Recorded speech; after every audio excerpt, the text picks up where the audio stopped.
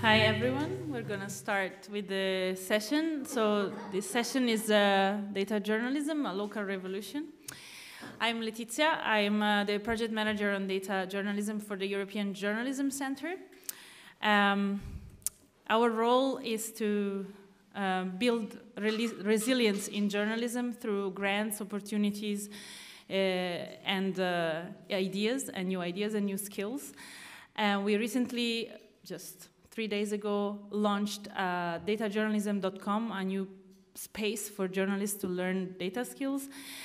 And we organized this panel today to discuss one thing, which is that, and to help you guys to sort of discuss with us how we can do more data journalism at local level, and to show you that actually there is already great journalists doing great data journalism at local level. So we have invited 3 speakers today. So on the left, Megan. Megan is based in the UK, and she launched and is running the Bureau Local, which is the UK's collaborative investigative network of the Bureau of Investigative Journalism. She will tell us more about it, but it's now it has now 800 reporters and members of the public who work together on investigations, and they have already launched like pretty revolutionary investigations in the UK. In the middle is Marie-Louise. Marie-Louise is the head of Funke Interaktiv. I hope I'm saying it right, which is the Interaktiv and data team of the Funke Media Group, which is the mother media company of newspapers and news organizations like Berliner Morgenpost, but also Hamburger Abendblatt and WAZ. I think an interesting thing to know is that Marie-Louise studied medicine for some time and then moved on to science journalism, and finally discovered her passion into data science and data journalism and coding. And here on the right is Marianna. Marianna is the head of the visual lab of the GEDI Group. So it's one of the biggest, I guess, editorial group in Italy, I suppose, and is the one that, for example, is the editorial group of La Repubblica, for instance, yeah, it's a lab that works with journalists, video makers, designers, and coders that experiment on new languages and of digital journalism. So. And she actually started on a local level in La Provincia Pavese. So, yeah, I've asked actually the 3 of them to start off by telling us a little bit about what they do and showcasing some of their work. So we're going to start with Megan. And if we can switch to the presentation, please.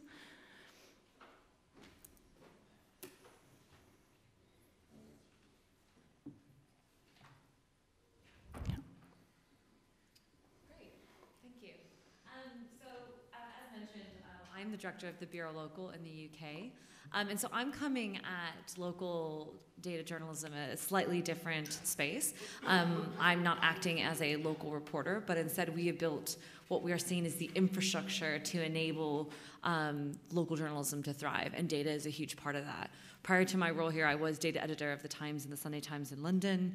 We broke big stories like the drug doping in the Olympics and World Championships.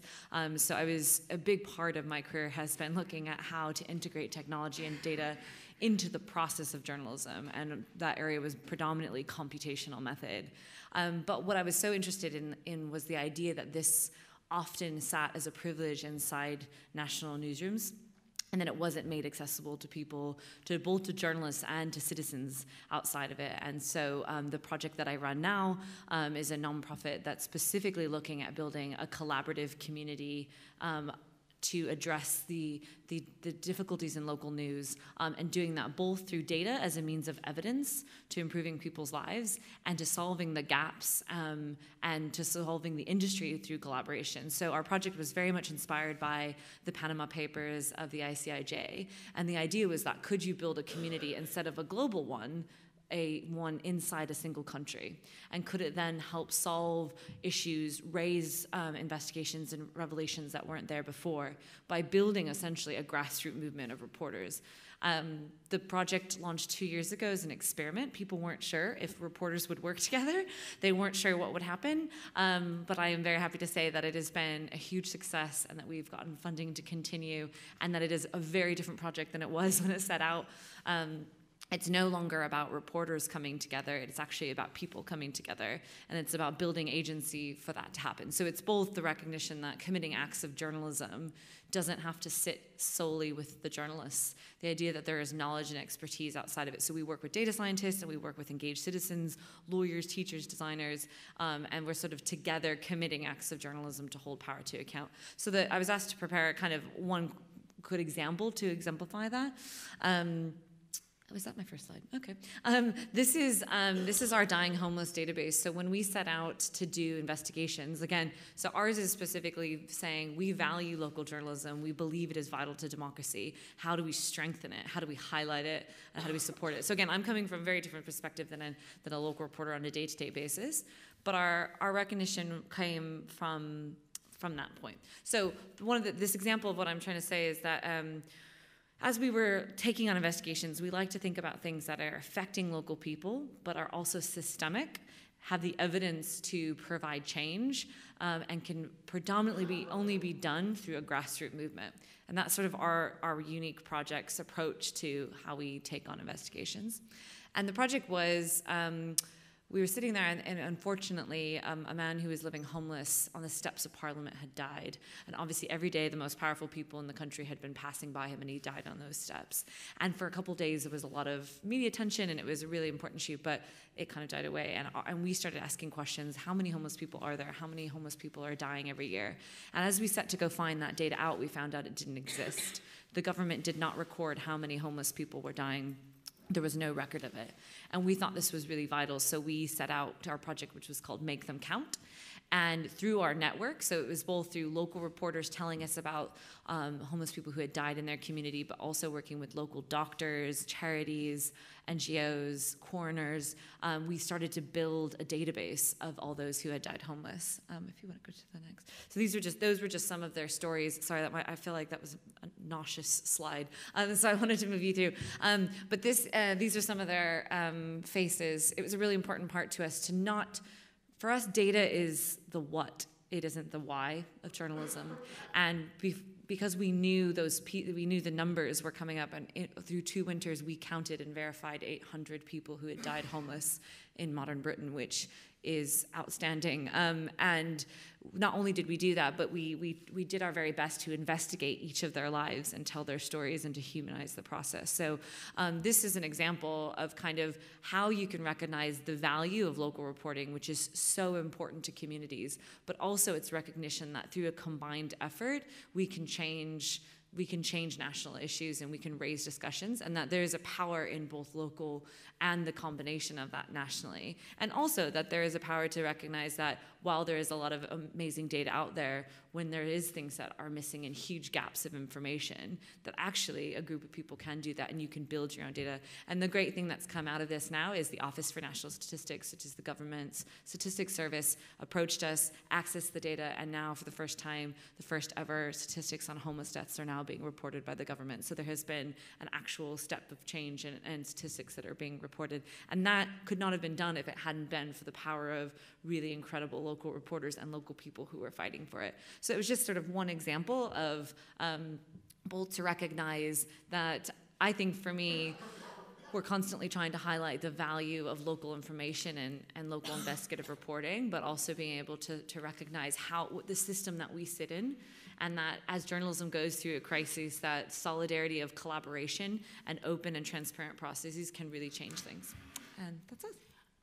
Maybe you want to tell us, like, do you think that this model can be applied in other countries? Have you been talking with other people about it? So I had a session just 2 hours ago. So Interaktiv. You know, it was a conscious plug. Well, it was, it was a couple of hours ago. But Interaktiv, which is a nonprofit in Germany, have replicated the Bureau Locals model. So we're supporting them in that. And actually, we're producing a blueprint next month at Data Harvest, which is another kind of conference. But if anyone is interested, to email me, because it's a public blueprint, and that we're supporting people, because there have been both. There are some of my details. They're both, the idea, I think, can be applied both to a city, to a country, to a wider region, to a topic area. But I think it's the recognition that, that obviously to save our industry or to solve the problems of our time cannot be done alone, but they must be fought within our industry, and that's what we're trying to do. Thank you. Next, I will give the floor to Marie-Louise. So, tell us more about what you do at Funke. Okay. As you already said, I'm working at the Interaktiv team of the Funke Media Group, which is a pretty large media group in Germany. So there are several newspapers I'm working with and working for. But in the beginning, my team didn't start as that task force working for a lot of newspapers, but exclusively for one, the Berliner Morgenpost.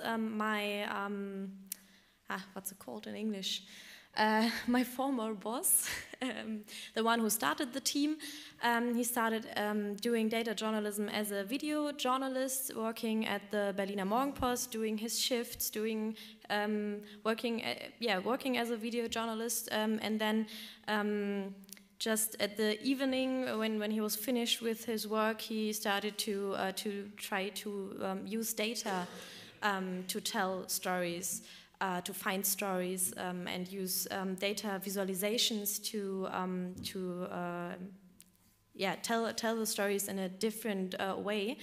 And this is how it all started, with just one journalist that was dedicated to try to teach himself how to use this new data source, and how to use other methods like statistical methods to do great journalism.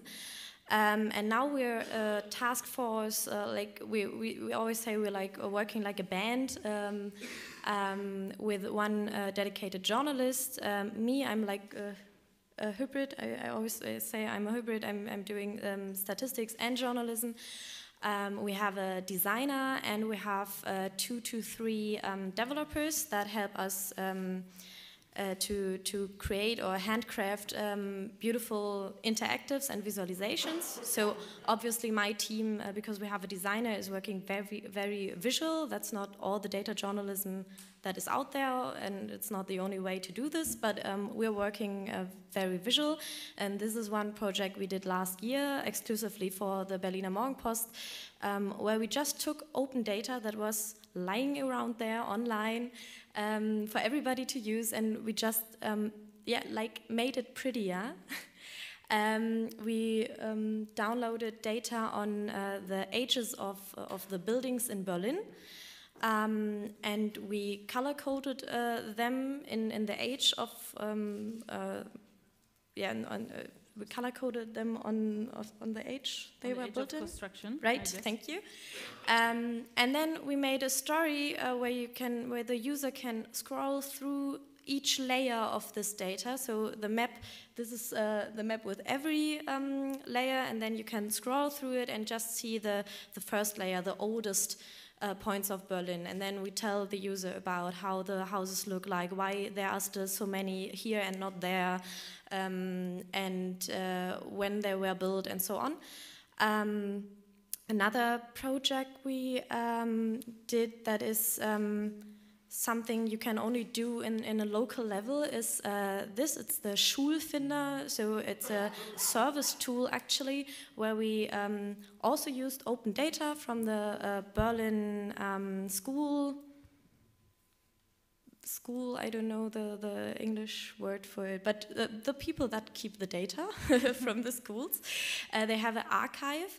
And we just collected all this data and made a service tool for parents in Berlin, where they can say, okay, I want a school that is going from first to fourth class, and I want my child to learn Spanish. I want it to be in this district of the city, and I really need like hot meals, and my child has to be like supervised until noon, and so on. And then you have all these filters you can use and can create your FEF list of the schools that are best fitting for your child. We did this exclusively for Berlin, but you can do this for any other city. And another tool or project we did where also the local, this is something we like to do since we're working at the Funke Central Editorial Office, because now we want to do data journalism on a local level for a lot of newspapers at once. We still do like projects only exclusively for one of the newspapers, but this is a project where you can easily use open data on weather actually, and then make it customizable by the user. So this is a project where you can have, you can print out a data visualization on when was the last time you had a white Christmas at your hometown. And we publish this for the Berliner Morgenpost, so you can just say, okay, Berlin, and then print out your data visualization of Berlin. But you also can use this in Essen or in Hamburg or in any other city of Germany. So this is like doing local data journalism. Yeah, maybe it's more like data fun in this case. Mm-hmm. You can do it on a central level, so you do it national, but make it local for your user, because he can choose his own city, or maybe you can do projects where your user can choose their own salary and then compare and so on. So make it customizable, right? Yeah. And may I ask, what was the reason why your team moved from the local Berliner Morgenpost to Funke Interaktiv? That's because our team is so we started at the Berliner Morgenpost and we grew there and we got bigger and better in what we're doing, and then the managers of the Berliner Morgenpost and the Funke Media Group just said, hey, can't you do that for every newspaper of our group? We were like, oh, yeah, why not? Actually, we can do that. It's a success story. Yeah. Marianna, do you want to tell us more about GEDI? Yes, the GEDI Group has 14 local newspapers. It's best known for La Repubblica, but it has also these titles. And we work with a central team based in Rome. So when we have to manage a data journalism project, we try to use these 3 golden rules. The first keyword is training, because in Rome we try to do always training for local journalists, training about tools, database, but also about digital culture. The second keyword is central coordination, because this central team can manage big data set and then try to do analysis about an issue and then send to a local newsroom a smaller data set with a focus on local team. And the last keyword is collaboration inside the group and also outside the group. I can share 2 examples. The last project. The first is L'Italia delle Slot. We published the second edition of L'Italia delle Slot in December.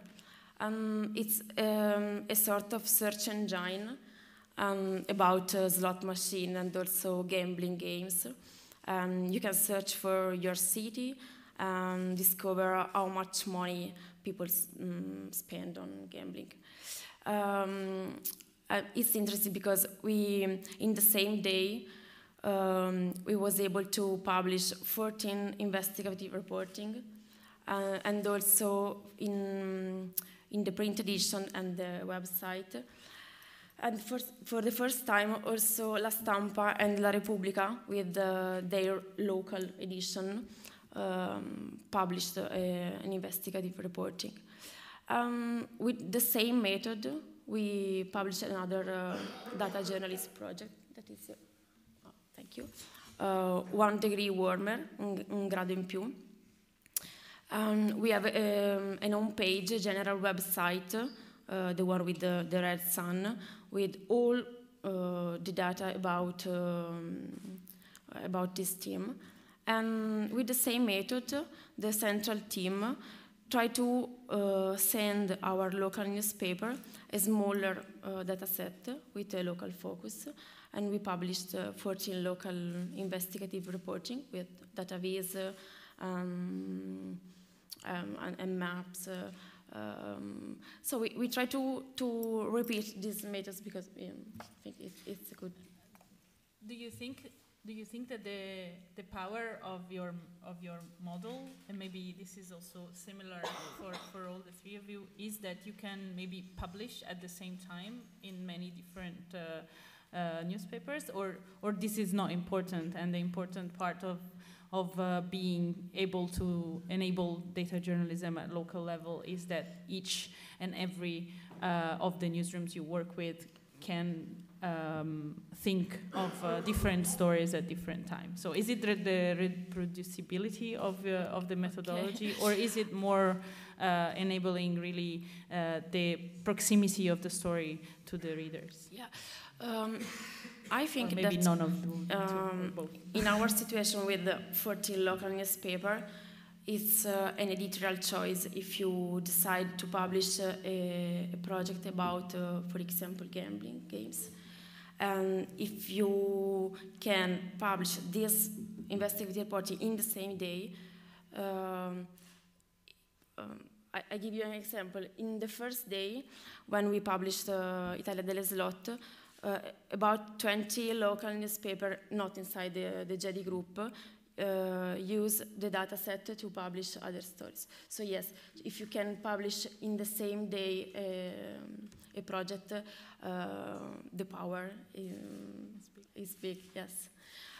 But these three examples are examples about big project, but we also have a daily production with smaller data set.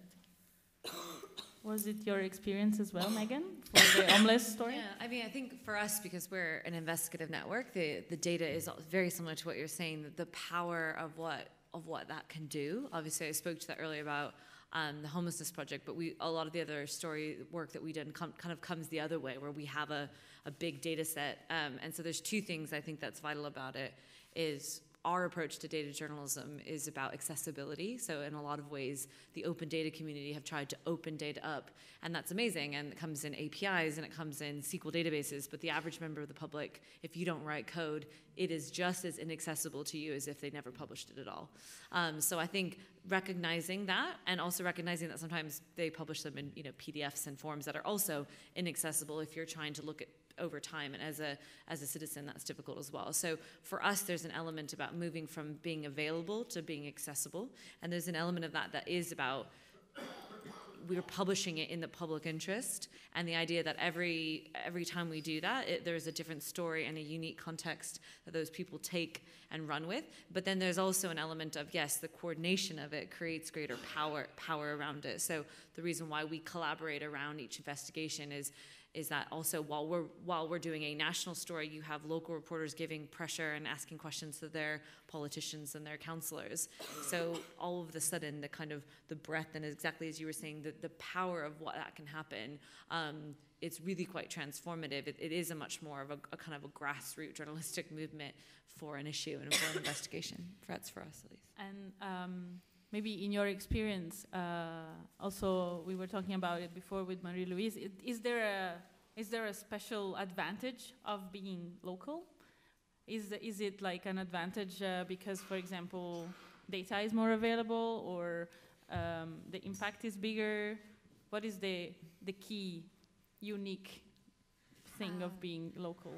I think actually the data is far more interesting on a local level, because when it's on an international or national level, it's the data from the local level just summed up and then summed up again and summed up, and then you don't get like, it's not often that you have national data that is really broken down to small levels, so that you can like do a map of Germany, but you can see like every postcode.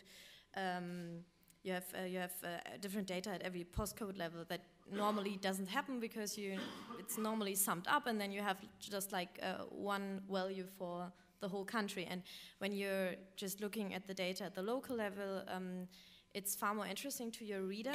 If you're a local newspaper, the people don't go to you because you can say that one number for the whole country, but because they're interested in what's around them, what's happening next to them. They're not that interested in what is the whole outcome of the election, because they already know that. But how did my neighbors vote? How is this complex, big thing affecting me personally? My family, my environment, and on the local level you have that data that is far more interesting. Like the data on the building ages, you won't get that for every building in Germany, but you get that for one city. Or we have that one map where we have the noise pollution in Germany. You can get that for other cities in Germany too, broken down to really your window.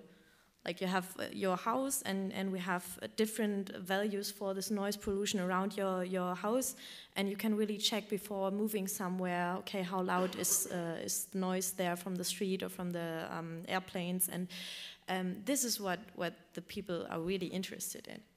How is it in my front yard? And you can only do that on the local level. It's really, I think, since we moved to the Funke Media Group, we try to do more national projects, because it's like we can do with one project, we can publish for every newspaper, because they're located in different regions of Germany, and when we do a national project, it fits for everyone. Like the Hamburger readers are not that interested in Berlin, for example, but if you do a national thing.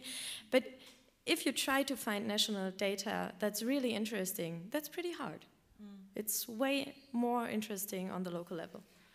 And I just wanted to add to that, because I just completely agree that the detail that goes in, like you said, that goes into the data, that's what people really care about, and that's what happens is when you aggregate data and get averages, you're starting to remove the relevance of that. But the one thing I would add to it is another reason why we care about that is that I know there's been a lot of talk at this conference about trust in media, and I have a personal take on that distrust in media has been a result of our own industry failing local people.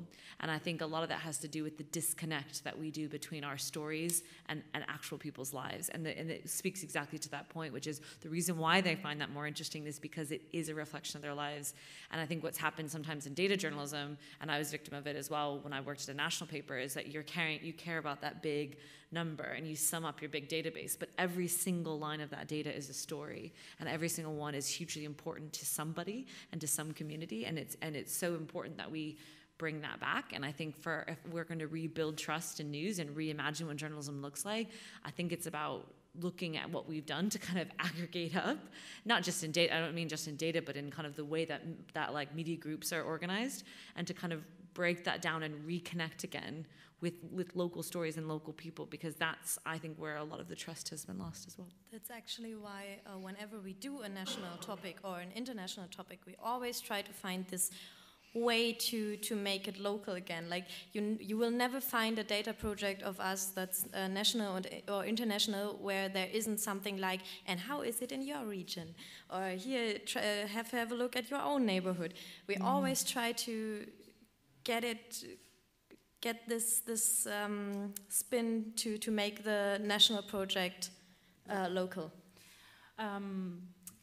So, Marianna, how did you start a data project from a local newspaper or a local media organization? What do you think would be the first steps? You talked about training. What do local reporters ask for a training? I think that local newspaper have a lot of data journalism inside. They use data set every day. If you read a local newspaper, you can find a lot of articles moving from data.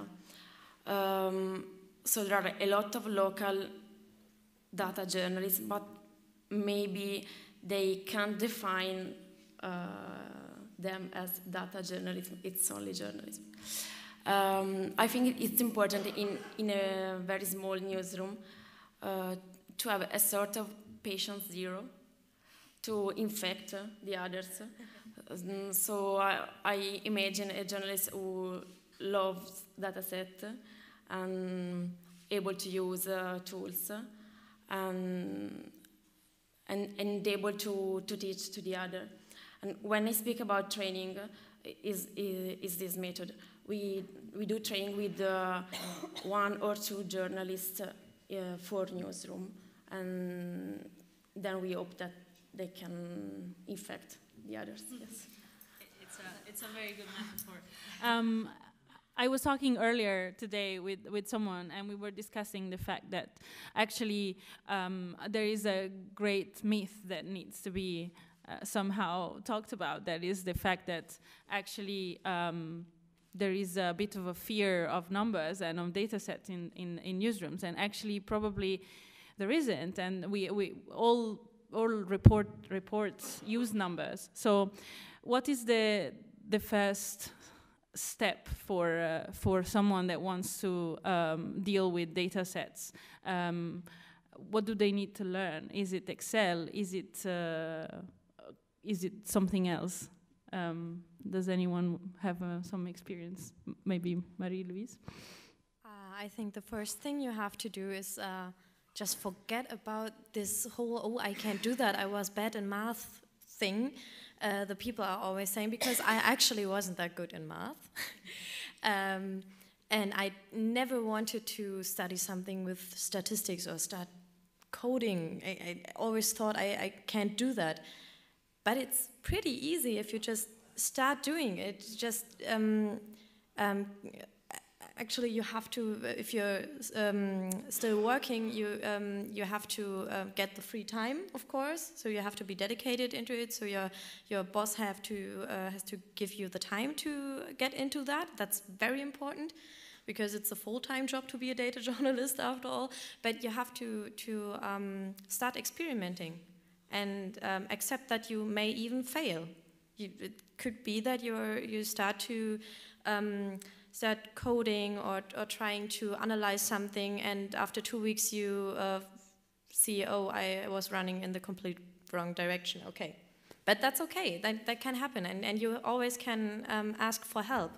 Always, you never have to do this alone. So I started learning with other students that, like me, had no clue of this. So we just made a learning group to start coding, to start learning statistics, and none of us had any clue. I was just going to add to that, which is that I'm just going to say to the audience that I'm going to come for questions, so prepare yourself. Go ahead. No, I just want to add to that I don't think it's unique to data journalism. I think this is journalism. Like, I'm sorry, it's you know, this is the modern world.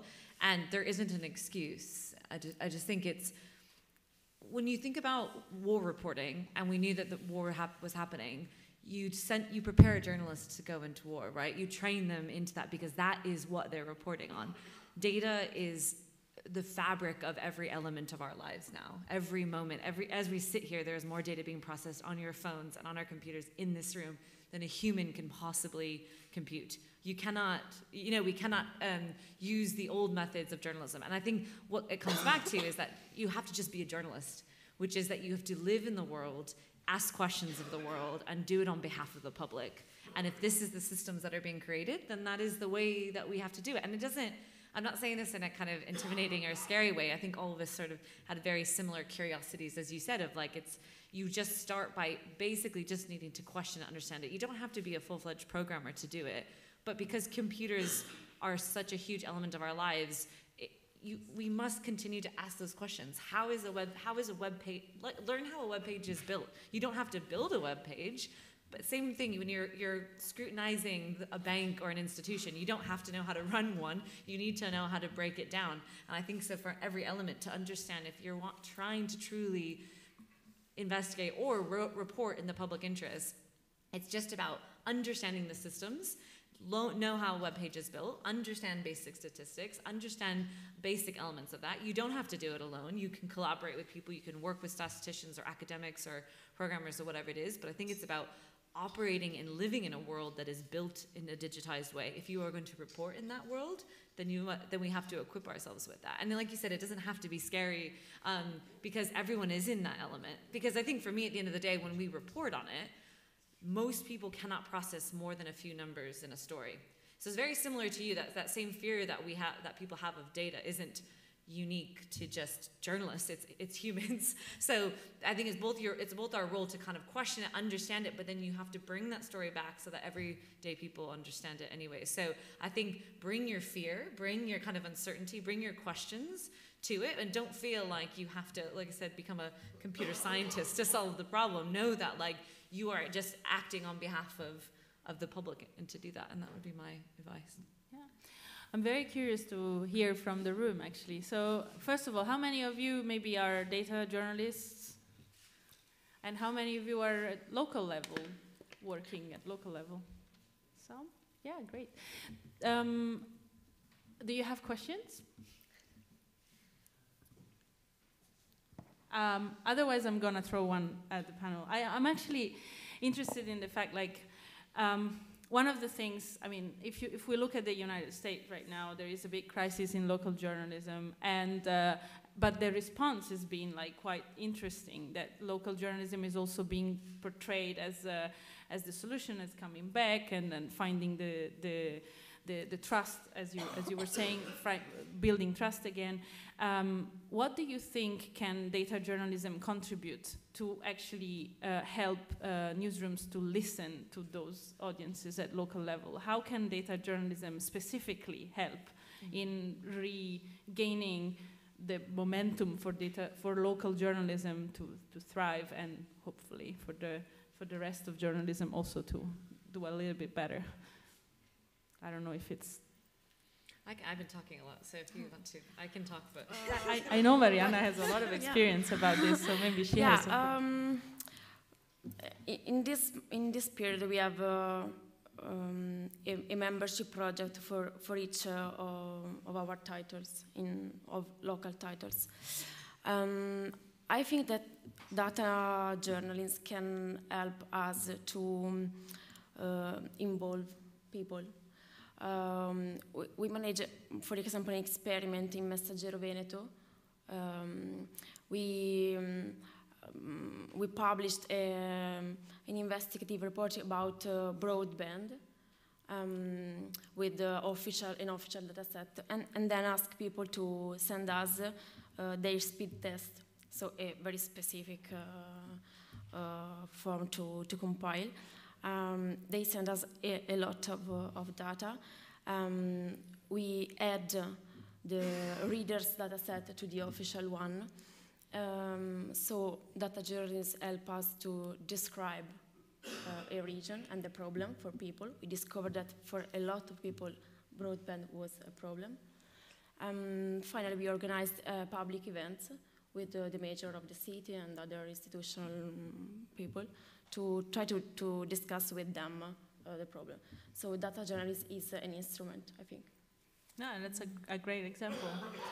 Megan, you also have some examples on how maybe during your investigations, like the fact of crowdsourcing or helping or supporting the data journalism with maybe more traditional journalism. How did you match the two, maybe, in a way? Like, I mean, homelessness is also a very personal and human story, if you want.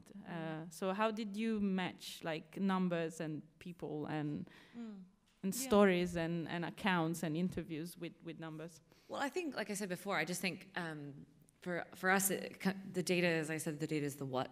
That's not the why. So for us, data journalism is how we get a lead, but we don't simply report that. We just report the figures that come out of it. I believe the job of journalists is to get to the crux of a problem. I believe good journalism hits the problem head on the head of what that is. And to get there, sometimes it's hard work. And the datas are often indicators, right? They're indicators that there's a high rate of homelessness in a certain area, or a high rate of crime in a certain area. But why is that? And I think that's, again, an investigative journalism approach, maybe perhaps in a daily reporting approach, but that's my beat, so that's what I know. But that's the way that we think about it. And the other really important thing is that it's a human story always. And I think that's particularly our approach at the Bureau, is that we believe to tell good stories, it needs to be human-centered, and so much local or national journalism, it revolves around that. So I think for us, it's sort of going, yes, there is a number, but what is the life behind that? I think people know this, case studies that you have to do for your stories. That's the classic example of it. So the homelessness was basically just a wealth of case studies, but because we were asking, it was a huge piece of storytelling. It wasn't just about that there was a lack of data. It wasn't just the fact that we had counted 800 people who had never been recorded before as living homeless who had died. It was the fact that no one was counting. Like, why was no one counting? Why don't these people matter? So the very nature of having to tell that story, you're having to question the way we talk about homelessness, the way we investigate it, the way we record it. So the very nature of that project, is unique to probably how we do other ones, but had a very huge focus on the humanization of it, because the reason why they were never counted is because they were dehumanized to begin with. So I think there is always an element of connecting that, but that specific project was trying to tackle a very unique issue of invisible people, and the way to tell, and it was a storytelling technique rather than a data technique necessarily, but it was for everyone we know. We kept trying to find who they were, what was their story, how can we bring that back. But I think in a lot of what we do have another huge series on where we had compiled all the data of what was sold off by councils, so schools and parks and libraries, but actually trying to figure out what does that look like on a huge scale, the loss of public space, the loss of public services of public people. But then again, for us, the way we told that story was, again, trying to come back to, well, what does this look like in life on the ground? And that's where, like I said, that's where local journalism is just vital. Like, I have huge respect for local journalism, which is why we set up this project, because that is the kind of the life force behind journalism. Thank you. I'm giving you guys a second chance. Please, there are two questions. We're going to take the first one. Yeah, thanks. Sì, thank you. So this is a question for Marianna. Can you, as a freelance journalist, can we pitch for a data story to you? Because since they are, it takes more to do a data journalism article than it does to report on a story. So I guess that I imagine, but maybe, you answer me, but I imagine you like to work with people that you trust, blah, blah. So that's the question. Do you accept that? Yeah. At the Visual Lab, yes, we work also with freelance. It's not easy, but not for the quality of the project. It's a budget matter. But yes, at Visual Lab, we also work with freelance. So do you recognize that it takes a little longer to produce? Please, can just... Now talking about money, do you recognize that to produce a data journalism paper, it takes longer than, if you analyze a lot of data and you have been looking for the data, cleaning the data, blah, blah. But for example, the Italia delle Slot, it's a collaborative project because we published it with the two freelance. The group is Data Ninja, so they prepare a first analysis, and then we work with them. Because yes, it's take a long time. For example, for the Italia delle Slot, we have to do a FOIA. To obtain the data set, so yes. But maybe I'm gonna just steal a little bit of your question. to throw a bit of a larger question to the panel, and somehow, like, so do you think, how do you think that a freelance or a data journalist that doesn't work already in a newsroom can collaborate and can convince local newsrooms to actually work with them on data stories? Because we all know probably there is not a lot of data journalists already inside the newsroom. Probably there is already not a lot of knowledge about it. I'm guessing. I mean, maybe I'm wrong, so prove me. I don't know. What do you think? I mean, yeah, I think what's difficult about local journalism is there's not a lot of money in it. So there's not budget, I think there's greater opportunity in local newsrooms because they need it, and it's something unique and really valuable and really important. But in my experience in the UK, there is very little money in local newsrooms to commission it. So then the problems you have is when you're pitching at kind of a regional or a national one that will still help local newsrooms. But I think that's potentially where the opportunities are, because even though there are data teams within national newsrooms, like the ability to think quite innovatively and bring that to the space, I think there is great opportunity. But I don't particularly know your market, so I don't feel like I should comment more than that. It's just that's my own personal experience with local, at least. I think what's always good is show, don't tell.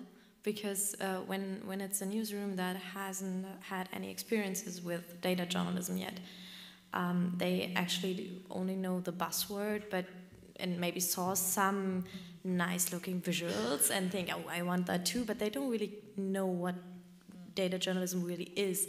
And even if you have something like the Panama Papers, and you know, okay, they did a lot of data journalism, what exactly did they do? The local newsrooms don't have the money, they don't have the time to think about it because they have other problems. So I think what would help is just show what you can do with data journalism and explain why this is valuable to this newsroom. For example, oh, it's an engaging story, the people will engage with this.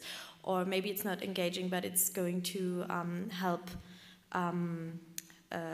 the image of the newsroom. It's different kind. I think there's a lot of different approaches of data journalism. So you can, like, for example, you use the data as a source mainly to tell stories. I mainly use data to make data visuals, and my visual is the story. That's a different approach, and they have different goals, maybe different things that the reader will like about it, and you really have to explain why data journalism will help this local newsroom doing what. Good point. There was another question? Esa Mäkinen from Helsingin Sanomat, Finland. As you work with multiple newsrooms, do you see possibilities of using robot journalism or other forms of automation to do the actual local stories from the data? I think because similarly we're looking at data as a lead, then yes, I think the ability to try to automate some of the compilation or analysis, I think there's huge opportunities to do that. There's a group called Herbs Media in the UK that are helping automate vast data sets and distributing that to newsrooms that then can use that to report on. I think the challenge, though, that because my project is both data but is also very community-led, so we are a collaborative community that's sort of shaped by what that network wants and needs. Unfortunately, all the projects we take on tend to come from a lack of structured data.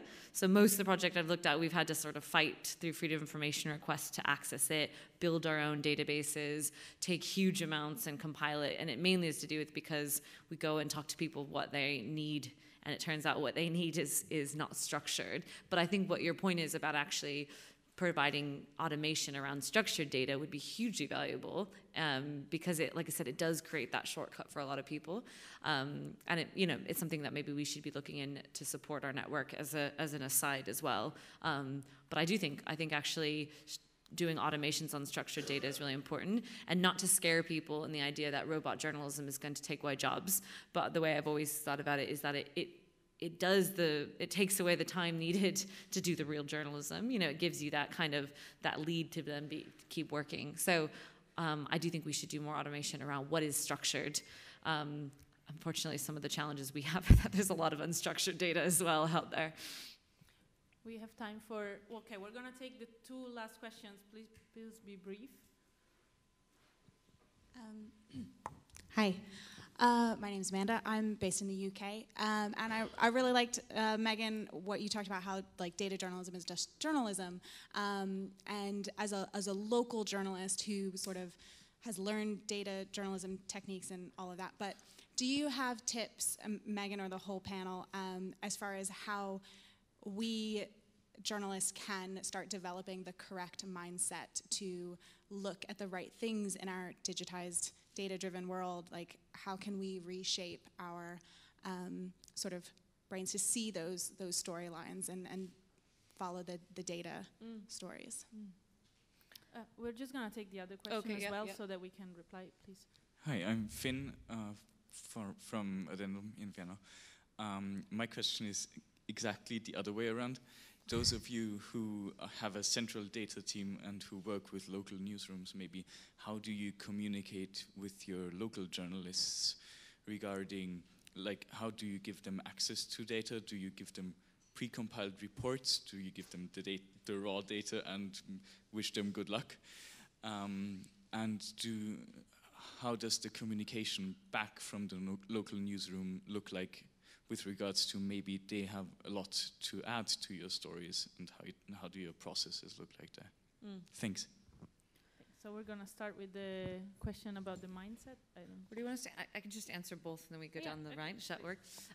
So really quickly, for the first point, I think it's obviously really important to remind everyone, obviously, that data is still compiled by humans, even if the algorithms that are building the automations were shaped and coded by humans to begin with. So there's a huge amount of bias that already exists around that. So that's another reason to be very careful around that. The classic example in the UK was always that people would talk about the figures for rape increasing every year, showing that there have been more rapes every year.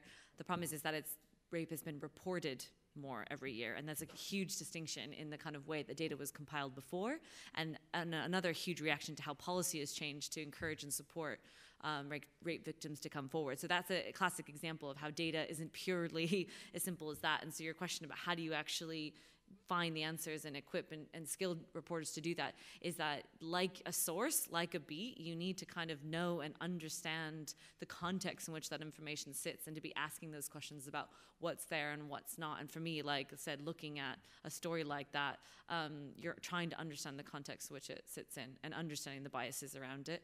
That's like my answer to the first one. The second one, I didn't really actually talk about it, but the way the Bureau Local works is we write what's called a reporting recipe. So every investigation we do, it's called a reporting recipe, and it's a document that allows anybody to access the investigation and to join in on it and to then find their data within it for their area, and tips about what still to look for and how to share it with us. So that's our kind of way in which we help standardize, and we give the caveats around the data, the legal framework around the data, the context. That's how we try to help shape the narrative, ensure that we're being productive and good instructors. But then we ask people to share into a closed group. We have online newsroom sessions with the newsroom who's investigating it. We have documents where people throw in findings or challenges and solutions to different things as well. So that's how that's how my unique unit works through that. Yes, I think that basic data literacy is nothing that data journalists should only have, but every journalist, because the world is getting more and more data-driven. As you already said, politics are basing their decisions on data. We report on studies, we report on data leaks and on algorithms without even knowing what an algorithm is, okay? So I think every journalist and everyone who thinks, oh, I want to go into journalism, even if that person is dedicated to doing culture or doing sports, has to know some basic data literacy. So this has to be a change in our minds in order to be journalists, after all, in this time. And if the journalists can't do that by themselves, then the employers have to say something about it, because it's very important and it's necessary to have just like basic data literacy in this world. And what we do when we, and so it's pretty new for us to have to work with other local journalists together, because when we were at Berliner Morgenpost exclusively, we were like really working like a task force, working on projects just with the team, and not that much working with the other journalists.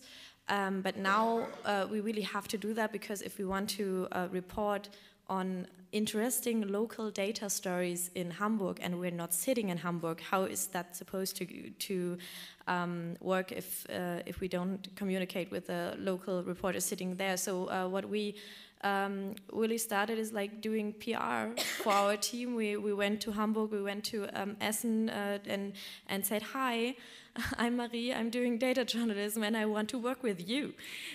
So tell me about what's interesting, send me data, and write the text for this next data piece we want to do exclusively for you. So we just get to know each other more and more until there will be like the same mindset on what data journalism can be and can what we can do. For the first question, I think that the first step is to get inspired from others and to transform yourself into a spy, to try to understand how other journalists can do such projects. Thank you so much, everyone. We ran over time. I just wanted to say, as the European Journalism Center, we're really interested to get to know more of local data journalists, so please get in touch. And other than that, thanks to the wonderful panelists. We were just noticing 3 women data journalists. It's not only a man business. So thank you very much, everyone, and have a nice evening.